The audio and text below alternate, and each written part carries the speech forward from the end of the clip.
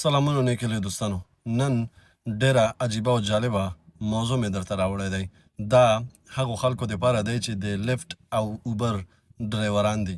زه به دا په یو کیسه شکل درته وکړم. زموږ یو ملګری دلته اوبر یې کوو، لیفټ یې کوو. په لیفټ کې دې سره کومه زنانه سره هم دغه یې کړی دی، خو مقصد یو بل سره خلاف شوي دي او بیرته هغه تللی دی.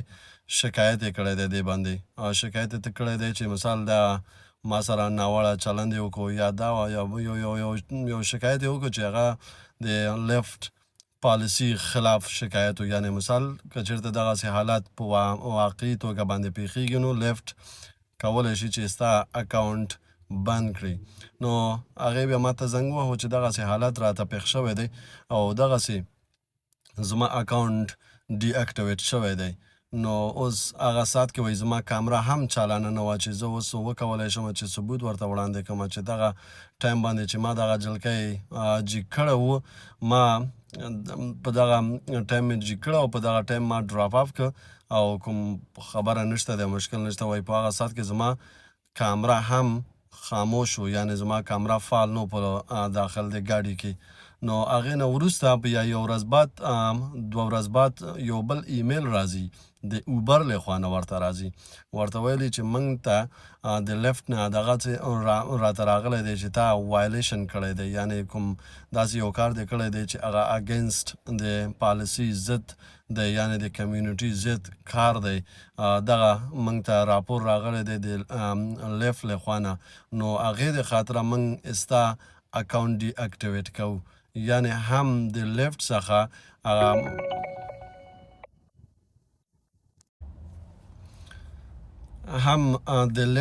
د اکاونټ ډي اکټیویټ شو، هم د اوبر څخه. ما مخکې دغه موضوع اورېدلی وه، خو ما دا نه قبلومله چې که چېرته لیفټ کې بندېږي نو زه اوبر خو دا کار نه کوي چې مثال په اوبر کې هم ستا اکاونټ ډي اکټیویټ شي.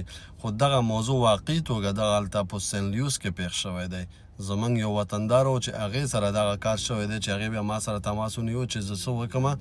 بیا ما کومې قانوني لار چې ما ورته وویل چې دغسې کار ته کولی شي، یا دفتر ته یې لاړ شه یا کوم بل ځای ته چې د دې فعال دفتر یې ورته وویل چې وروره ما خو کوم کار نه دی کړی. نو هغې شکایت کړی دی. شکایت نه وروسته نو داسې نه کېږي چې هغې شکایت وکړو نو د هغې خبره رښتیا ده او زموږ خبرې چې دي رښتیا نه دي.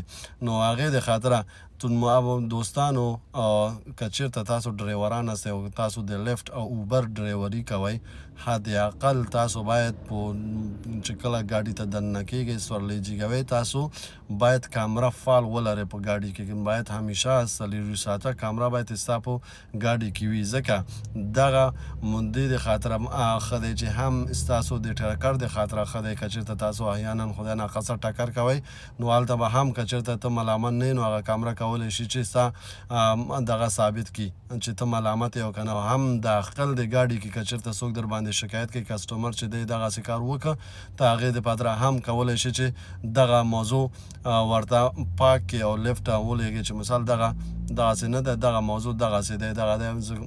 زه کولی شم چې تاسو ته ریکارډینګ هم وړاندې کړم.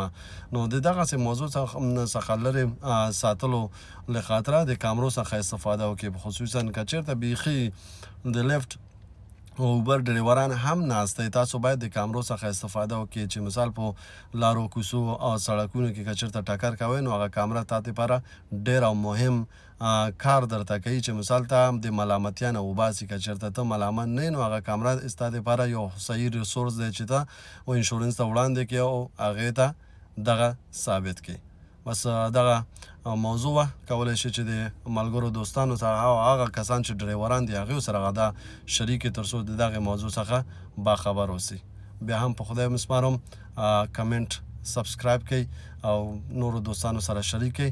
الله مو مل شه. سلام علیکم.